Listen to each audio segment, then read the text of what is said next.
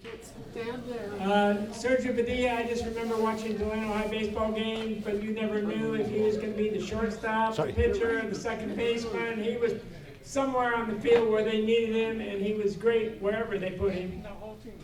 So, yeah, he would play anywhere. Sometimes when he was pitching, we didn't even need an infield or an outfield. So, Sergio came from Arizona? Yes. So he made a little bit of trek here too from Arizona. So Sergio Badilla will tell you about his experiences at Delano High School. Thank you, Mr. Duran. Thank you, everybody, for showing up here for this honorable gift that I never knew I was going to get something. So, on the committee, thank you very much for selecting me. I came from Tucson, Arizona for this event, which I almost did not make it because I go, wow, I didn't think I was gonna do this well up here, you know? But like Richard said, we were in the same team ever since we left Delano, went to Porterville. We did pretty good, awesome place up there. We had a good time. He went in the pitch, and I went out there to save him for him. So, yeah, the rest is history. Right now, we just retired. Married my wife, Annabelle, right after I joined the Marine Corps. So, right after that, I decided to just work for a company, moving equipment, you know, my bio's there. All you have to read it, just give it away or whatnot.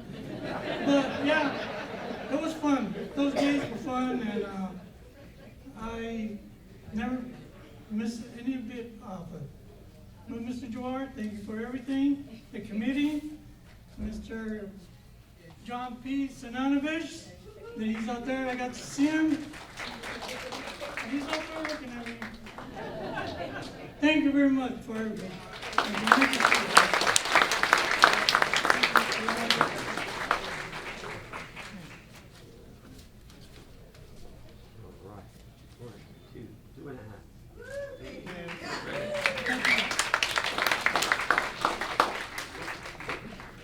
You know, we're looking for people all the time because it seems like everybody in the town knows who the people are, but on the committee, we don't know where these people are, if they're local or somewhere else. And when Sergio came up, I was in the car taking a cheerleader home from practice one day, and I said, we're looking for these people.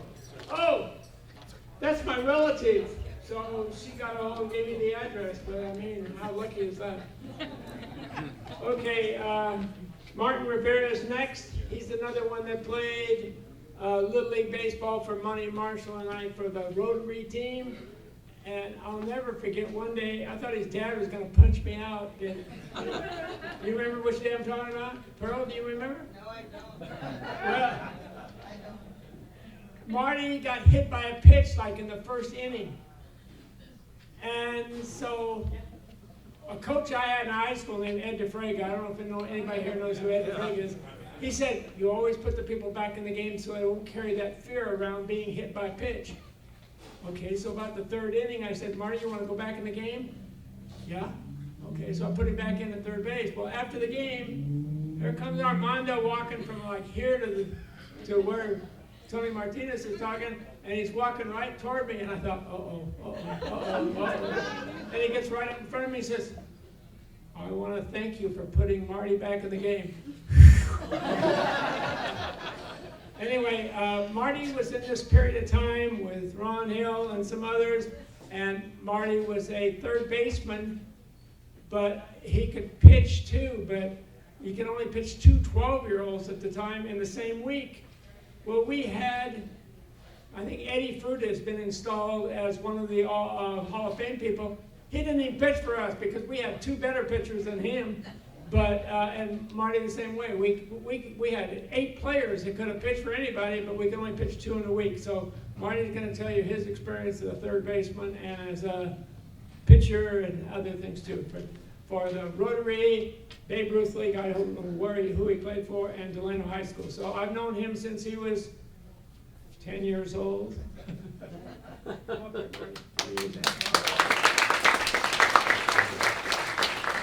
Thank you, Mr. Gerard, for that nice introduction. Let's see what a $20 gift does for you. First of all, good evening to everybody. Appreciate everything that's been happening. I want to first thank the Hall of Fame Committee and those persons that, the past inductees that voted for me. Again, I really appreciate it. There was a personal letter that was delivered to my mom's house. There was a letter that was delivered to my mom's house, personal delivery, and she called me one night and said, there's a letter here for you. And Mr. Gerard came by and dropped it off. Didn't know what it was.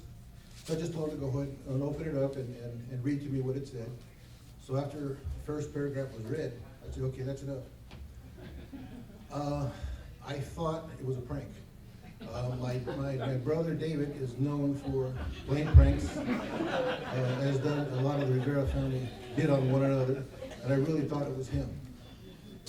So I told my mom, please don't say anything to anybody, I just, give me some time on this, I need to think this over. So after a long discussion with my wife of 46 and a half years, my high school sweetheart, a long discussion with him, and then and then I called my buddies, Ron Hill and Al Wiley, and then my brother David. Long discussion about whether I should accept this or not, and they convinced me to do so. So I thank them, and on behalf of my family. Excuse me. Of course, my wife was here, my daughters, Andrea, Bianca, and Serena, my son-in-law, Orlando Bravo. And for anybody who doesn't know, the lady at the end of this table here with the blue blouse and the white stripes, that's Pearl, in case you didn't know who she was. That's Pearl. Everybody knows Pearl. My mom.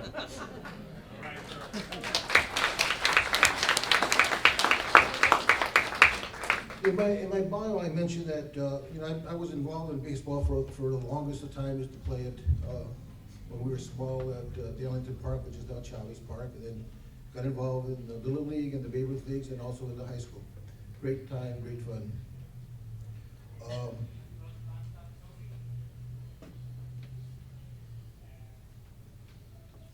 There was a lot of good people along the way that either mentored or had as coaches that I can never forget. Mr. Gerard, Money Marshall, Stu Collins, Mr. Byers, Stan Byron, Mr. Ruby Hill, Mr. Drake, my strict uncles, Bobby Carville, Mike Oligares, and many others.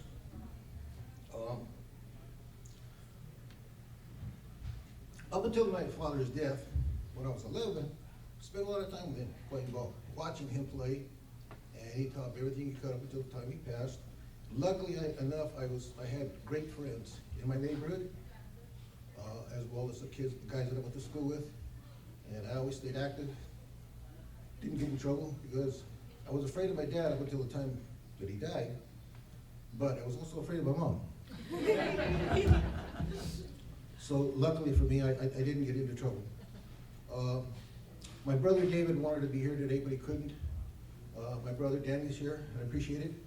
My other brother Stevie is out fishing.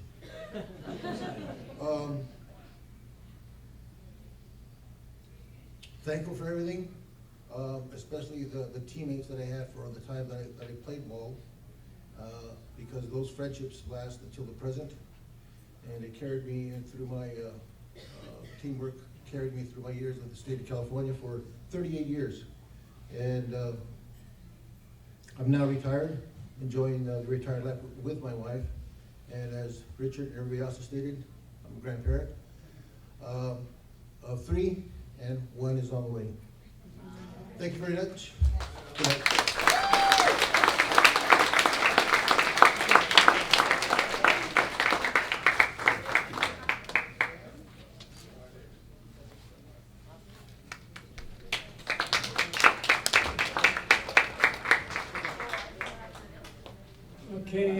next up is Ruben Duran. Ruben passed away already. He was one of my freshman English students, and he was always a joy to have in class because we talked baseball and basketball and other sports, and Ruben always had a positive attitude, and he would wake me up when I wasn't concentrating.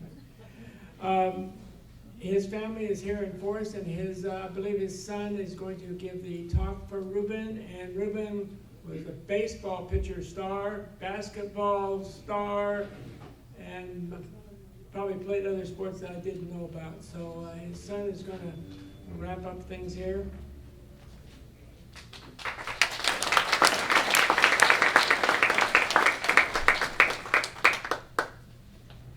Evening.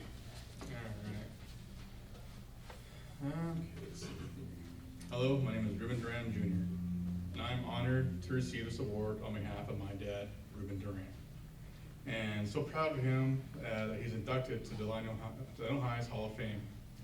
He really would be proud of that. He loved sports, he loved baseball, he loved basketball. He loved participating in high school sports. He was awarded many accolades. I didn't realize it until I started seeing his old newspaper clippings my grandma had, and wow, he really did shine. In 1975, he was selected as the most valuable player for freshman basketball. For Delano JV baseball team as a sophomore. He was promoted to the varsity team where he had 2 good pitching seasons. It earned him a spot in the EYL All-Star team, and he played in the Exeter Lions Club All-Star game shortly after his graduation. In 1976, he also qualified for the President's Physical Fitness Award. In 1978, he was in the 2nd season on the varsity basketball team, where his strong rebounding and top shooting skills earned him all-league honors on the EYL's championship team. He was named co-MVP for the team and received the Morris Blanket Award for DHS. My dad was an excellent athlete despite his size, as he was tall but thin. But that didn't stop him, as he made up for it with grit and determination. He spoke of his high school days often, he did, as he loved playing basketball and baseball, but most importantly, the bonds he created with many of his teammates, which continue even after high school. This award is for him and his teammates. In addition to being active in sports, he participated in the Rally Club, Press Club, HSU, and campus life. Activities combined with athletics led to his selection to who's who among American high school students. He had dreams of being a professional athlete. He was even called upon by the Cincinnati Reds baseball team to attend the tryout camp, but he was hindered by brain aneurysm just right out of high school. It changed the direction of his life, but he still had heart and passion for all he did, and instilled those passions into his kids, me, my brother Joe, and my sister Darcy. He was a great athlete, a loving dad, and a wonderful son who left us too soon. But he's here in our hearts until we see him again. Thank you.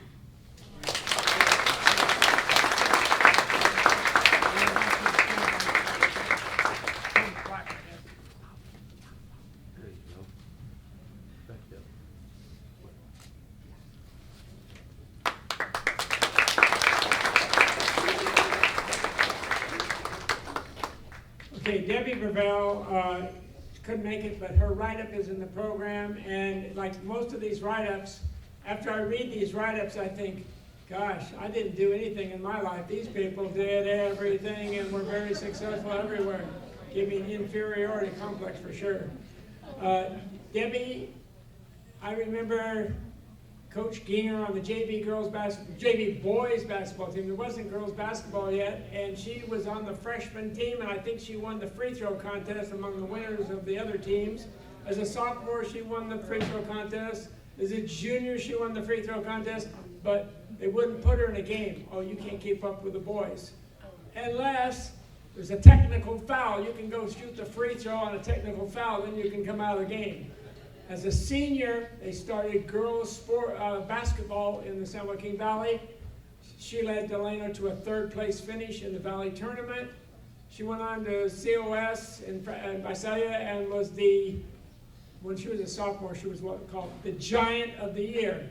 Giant because their mascot is the Giant. College Sequoia Giants. Then she went to Fresno State and started basketball there.